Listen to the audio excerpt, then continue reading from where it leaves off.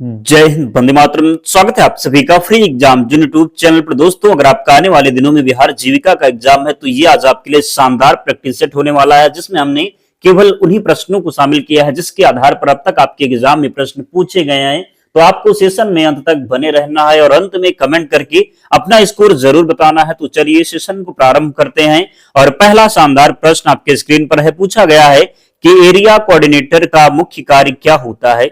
Office में file रखना, क्षेत्र में योजनाओं की निगरानी करना, वाहन चलाना या फिर शिकायत लिखना। तो आपको बताना है कि एरिया कोऑर्डिनेटर का मुख्य कार्य क्या होता है। इसका जो सही उत्तर हो जाएगा क्या होगा, तो क्षेत्र में योजनाओं की निगरानी करना। क्या होगा, तो राइट आंसर होगा क्षेत्र में योजनाओं की निगरानी करना। जरूर याद रखेंगे।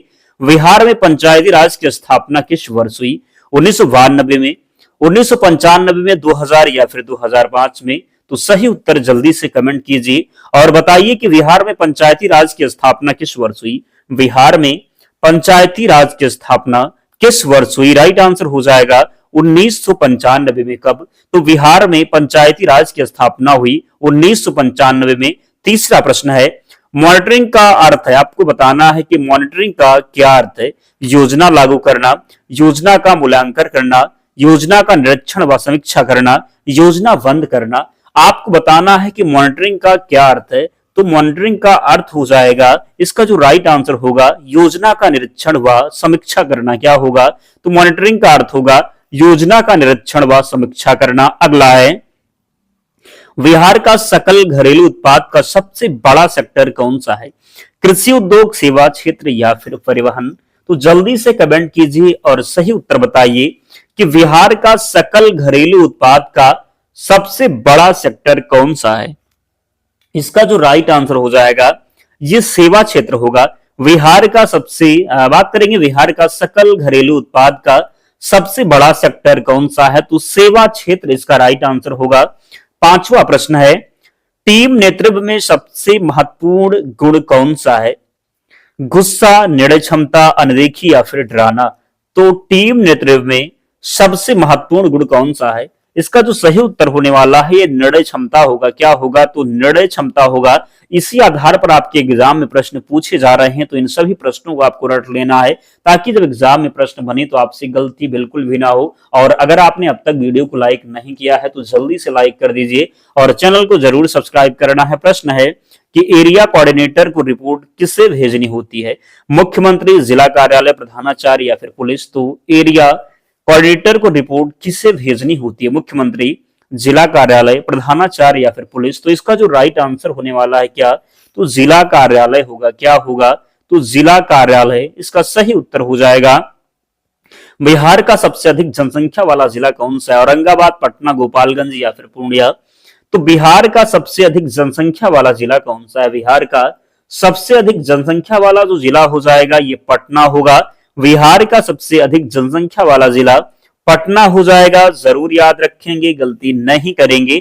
आठवां प्रश्न है, किस योजना का फील्ड सर्वे, बात करेंगे किसी योजना का फील्ड सर्वे कौन करता है। एरिया कोऑर्डिनेटर, स्पोर्ट्स कोच, दुकानदार या फिर डॉक्टर। तो किसी योजना का फील्ड सर्वे कौन करेगा, तो किसी योजना का फील्ड सर्वे एरिया कोऑर्डिनेटर के द्वारा। किसके द्वारा, तो एरिया कोऑर्डिनेटर के द्वारा। दोस्तों, अगर आप इसकी पीडीएफ चाहते हैं तो टेलीग्राम चैनल से जुड़ जाना, लिंक डिस्क्रिप्शन बॉक्स में है, या फिर आप टेलीग्राम पर जाएंगे, सर्च करेंगे फ्री एग्जाम जोन, आपको चैनल मिल जाएगा, ज्वाइन हो जाना। वहां पर आपको सारी पीडीएफ मिल जाएगी। हमने वहां सब्जेक्ट नॉलेज जो आपका जीविका से संबंधित है 200 प्रश्नों की पीडीएफ अपलोड कर दी है। वहां से बच्चों को काफी लाभ हो रहा है, तो उस प्रश्न को जरूर रिवीजन कर लेना। बिहार में वर्तमान में कितने मंडल हैं। 7, 9, 10 या फिर 12। तो बिहार में वर्तमान में कितने मंडल हैं, तो बिहार में वर्तमान में जो मंडल हो जाएगा ये कितने हैं, तो 10 इसका राइट आंसर होगा। बिहार में वर्तमान में कितने मंडल हैं, तो 10 सही उत्तर है। 10 नंबर प्रश्न है, कम्युनिकेशन का मुख्य उद्देश्य क्या है। आदेश देना, जानकारी का आदान प्रदान, बहस करना, बैठक करना। तो कम्युनिकेशन का मुख्य उद्देश्य क्या है। कम्युनिकेशन का जो मुख्य उद्देश्य हो जाएगा ये क्या होगा, तो जानकारी का आदान प्रदान करना।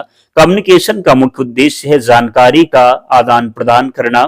बिहार में सबसे बड़ा कृषि उत्पादन कौन सा है।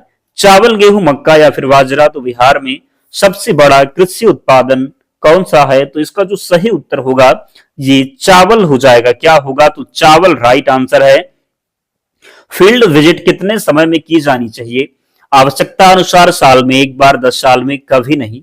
तो फील्ड विजिट कितने समय में की जानी चाहिए? फील्ड विजिट कितने समय में की जानी चाहिए? तो आवश्यकता अनुसार। इसका जो सही उत्तर होगा आवश्यकता अनुसार। अगला है, बिहार में महिला सशक्तिकरण के लिए कौन सी योजना प्रमुख है? मुख्यमंत्री कन्या उत्थान योजना, उड़ान योजना, बेटी सुरक्षा योजना, नारी शिक्षा योजना।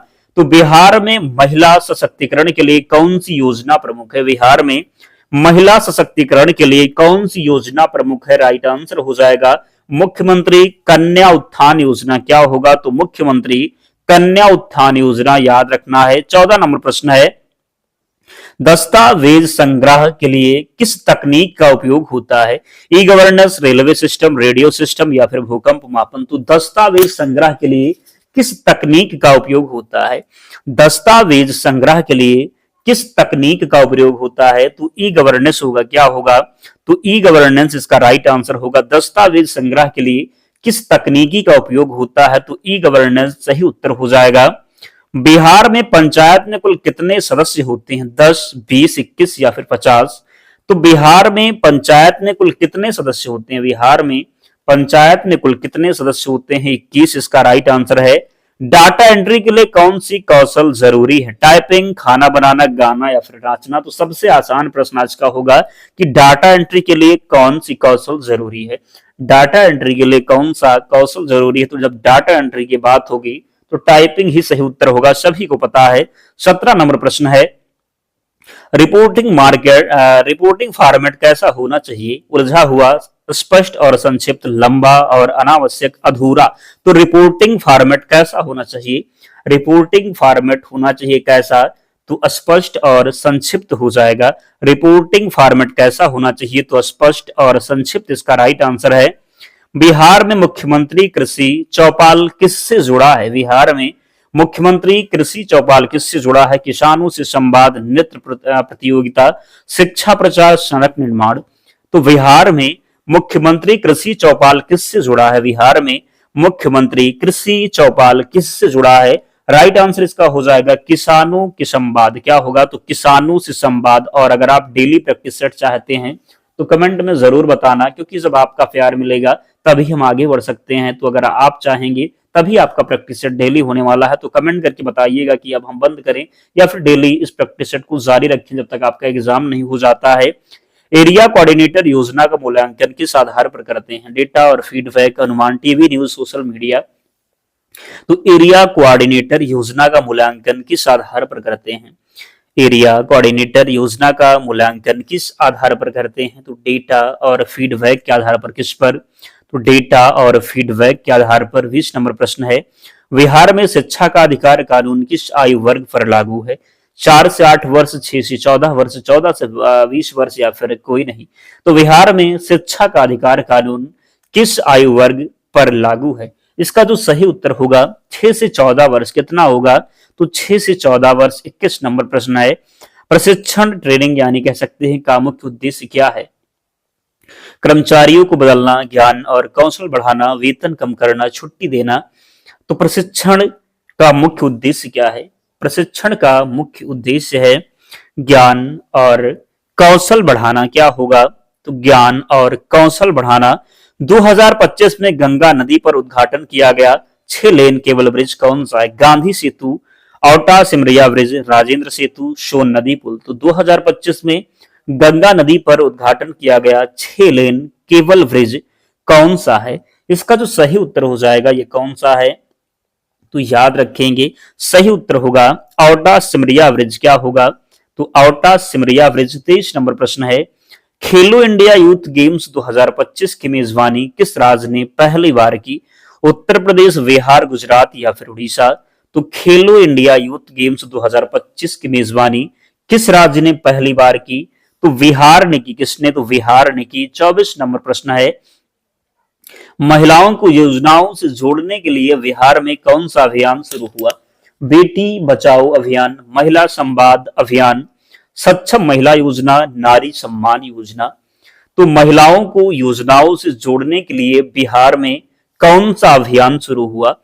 तो महिलाओं को योजनाओं से जोड़ने के लिए बिहार में कौन सा अभियान शुरू हुआ? तो जो सही उत्तर होने वाला है ये होगा महिला संवाद अभियान। क्या होगा? तो महिला संवाद अभियान। 25 बिहार विधानसभा चुनाव 2025 में किस गठबंधन को बड़ी जीत मिली? इंडिया गठबंधन, एनडीए गठबंधन, ग्रैंड अलायंस या फिर बीएसपी गठबंधन? तो सही उत्तर होगा एनडीए गठबंधन। किसको बड़ी जीत मिली? तो एनडीए गठबंधन को। बिहार विधानसभा चुनाव 2025 में रिकॉर्ड मतदाता टर्नआउट कितना रहा? तो 66.9%। 27 नंबर प्रश्न है, पटना में महिलाओं की सुरक्षा के लिए शुरू बस सेवा का रंग क्या है? तो गुलाबी है। 28 नंबर प्रश्न है, 2025 में बिहार के मुख्य सचिव कौन नियुक्त हुए? तो 2025 में बिहार के मुख्य सचिव नियुक्त हुए प्रत्यय अमृत। कौन? तो प्रत्यय अमृत।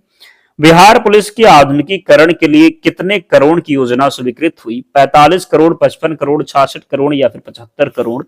तो बिहार पुलिस के आधुनिकीकरण के लिए कितने करोड़ की योजना स्वीकृत हुई? कितने करोड़ की? तो 66 करोड़। कितने? तो 66 करोड़। अगला है, सीतामढ़ी में बनने वाले जानकी जन्मस्थली मंदिर के पुनर्विकास हेतु कितनी धनराशि स्वीकृत हुई? 100 करोड़, 150 करोड़, 200 या फिर 500? तो राइट आंसर इसका हो जाएगा 500 करोड़। कितनी? तो 500 करोड़। 31 नंबर प्रश्न है, 2025 विधानसभा चुनाव में आरजेडी ने कितने सीटें जीती? 45, 52, 60 या फिर 75, 72? तो इसको आप 25 कर लीजिए। कितनी? तो ये उल्टा लिख दिया गया है, इसको आप 25 करिए। 2025 विधानसभा चुनाव में आरजेडी ने कितने सीटें जीती? तो 25 सीटें जीती आरजेडी ने। कितने सीटें? तो 25। अगला है, महिलाओं के लिए शुरू बस सेवा में छात्राओं के लिए मासिक पास शुल्क कितना है? 200, 300, 400 या फिर 500? सही उत्तर इसका होने वाला है 400। कितने? तो महिलाओं के लिए शुरू बस सेवा में छात्राओं के लिए मासिक पास शुल्क कितना है? तो 400। बिहार की अर्थव्यवस्था में सर्विस सेक्टर का योगदान लगभग कितना है? 25%, 35, 50 या फिर 60? तो बिहार की अर्थव्यवस्था में सर्विस सेक्टर का योगदान लगभग कितना है? कितना हो जाएगा? तो 60% है। कितना है? तो 60% है। 2025 में बिहार किस महिला खेल विश्व कप की संभावित मेजबानी सूची में शामिल हुआ? महिला क्रिकेट विश्व कप, महिला फुटबॉल विश्व कप, महिला कबड्डी विश्व कप या फिर महिला हॉकी विश्व कप? तो बताना है आपको कि 2025 में बिहार किस महिला खेल विश्व कप की संभावित मेजबानी जो है सूची में शामिल हुआ। सही उत्तर जो इसका हो जाएगा किसमें? तो महिला कबड्डी विश्व कप। क्या होगा? तो महिला कबड्डी विश्व कप इसका राइट आंसर होगा। कंप्यूटर का मस्तिष्क किसे कहते हैं? सीपीयू, माउस, मॉनिटर या फिर कीबोर्ड? तो कंप्यूटर का मस्तिष्क किसे कहते हैं? कंप्यूटर का मस्तिष्क कहते हैं सीपीयू को। किसको कहते हैं? तो सीपीयू को। मॉनिटर किस प्रकार की डिवाइस है? इनपुट, आउटपुट, स्टोरेज या फिर प्रोसेसिंग? तो मॉनिटर किस प्रकार की डिवाइस है? मॉनिटर की बात करेंगे तो ये आउटपुट डिवाइस है। कैसी डिवाइस है? तो आउटपुट। एमएस वर्ड किस प्रकार का सॉफ्टवेयर है? System software, browser, application software, mobile app? तो एमएस वर्ड किस प्रकार का सॉफ्टवेयर है? एमएस वर्ड की बात करेंगे तो ये एप्लीकेशन सॉफ्टवेयर है। कैसा सॉफ्टवेयर है? तो एमएस वर्ड एप्लीकेशन सॉफ्टवेयर है। एक बाइट में कितने बिट्स होते हैं? 4, 6, 8 या फिर 10? तो एक बाइट में कितने बिट? तो 8 बिट। कितने? तो 8 बिट। कंप्यूटर में अस्थायी मेमोरी कौन सी होती है? आरओएम, आरएम, हार्ड डिस्क या फिर सीडी? तो कंप्यूटर में अस्थायी मेमोरी कौन सी होती है? तो अस्थायी मेमोरी रैम होती है, रैंडम एक्सेस मेमोरी जिसको आप कहेंगे। www का पूरा नाम क्या है? World wide web, world wide window, world web wide या फिर वेब वर्ल्ड वाइड? इसका सही उत्तर है www का पूरा नाम जो हो जाएगा वर्ल्ड वाइड वेब होगा। क्या होगा? तो वर्ल्ड वाइड वेब इसका सही उत्तर है। विंडोज किसका उदाहरण है? Software, application, operating system, printer? Windows किसका उदाहरण है? विंडोज की बात करेंगे तो ये ऑपरेटिंग सिस्टम का उदाहरण है। विंडोज किसका उदाहरण है? तो विंडोज ऑपरेटिंग सिस्टम का उदाहरण है। कीबोर्ड में F1 से F12 तक की क्या कहलाती है? न्यूमेरिक की, फंक्शन की, एरो की या फिर स्पेशल की? तो इसका जो सही उत्तर होने वाला है, कीबोर्ड में F1 से F12 तक की क्या कहलाती हैं? क्या कहलाती हैं? तो ये फंक्शन की कहलाती हैं। क्या कहलाती हैं? तो ये फंक्शन की कहलाती हैं। अगला है, एमएस पेंट किस प्रकार का सॉफ्टवेयर है? ड्राइंग सॉफ्टवेयर, एंटीवायरस, ओएस या फिर ब्राउजर? तो MS पेंट किस प्रकार का सॉफ्टवेयर है? MS पेंट की बात करेंगे तो ये कैसा सॉफ्टवेयर है? MS पेंट किस प्रकार का सॉफ्टवेयर है? तो ये ड्राइंग सॉफ्टवेयर है। कैसा? तो ये ड्राइंग सॉफ्टवेयर है। सीपीयू के मुख्य भाग कितने होते हैं? 1, 2, 3 या फिर 4? तो सीपीयू के मुख्य भाग कितने होते हैं? सीपीयू के मुख्य भाग कितने होते हैं? तो 3 होते हैं। कितने? तो सीपीयू के मुख्य भाग 3 होते हैं। ईमेल भेजने के लिए किसकी आवश्यकता होती है? इंटरनेट, प्रिंटर, माउस या फिर स्कैनर? तो ईमेल भेजने के लिए इंटरनेट की आवश्यकता होगी। किसकी होगी? तो इंटरनेट की। एक्सेल में गणना के लिए क्या उपयोग किया जाता है? फार्मूला, एंटीवायरस, ब्राउजर या फिर फोल्डर? तो एक्सेल में गणना के लिए क्या उपयोग किया जाता है? एक्सेल में गणना के लिए क्या उपयोग किया जाता है? तो एक्सेल में गणना के लिए फार्मूला का उपयोग करते हैं। किसका? तो एक्सेल में गणना के लिए फार्मूला का उपयोग करेंगे। एक्सेल में गणना के लिए क्या उपयोग किया जाता है? तो एक्सेल में गणना के लिए फार्मूला का उपयोग करेंगे। 47 है। पेन ड्राइव किसका उदाहरण है? Input device, output device, storage device, software device? तो पेन ड्राइव किसका उदाहरण है? पेन ड्राइव की बात करेंगे तो ये स्टोरेज डिवाइस का उदाहरण है। पेन ड्राइव किसका उदाहरण है? तो पेन ड्राइव स्टोरेज डिवाइस का उदाहरण है। फाइल डिलीट करने पर वह कहां जाती है? डेस्कटॉप, फोल्डर, रिसाइकिल बिन या फिर टास्क बार? तो फाइल डिलीट करने पर वह कहां जाती है? फाइल डिलीट करने पर वह रिसाइकिल बिन में जाती है। कहां पर? तो फाइल डिलीट करने पर वह रिसाइकिल बिन में जाती है। दोस्तों आज केवल 48 प्रश्न ही थे, तो आप लोग कमेंट करके बताइए कि 48 प्रश्न में आपका स्कोर क्या रहा, कितने प्रश्न आप सही कर पाए, जरूर कमेंट करके बताएं। और इसकी पीडीएफ के लिए टेलीग्राम चैनल से जुड़ जाना लिंक डिस्क्रिप्शन बॉक्स में है, या फिर आप टेलीग्राम पर जाएंगे, सर्च करेंगे फ्री एग्जाम जोन, आपको चैनल मिल जाएगा, ज्वाइन हो जाना, वहां पर आपको सारी पीडीएफ मिल जाएगी। तो मिलते हैं नेक्स्ट वीडियो में, तब तक पढ़ते रहिए, ध्यान रखिए अपना, स्वस्थ और सुरक्षित रहिए। जय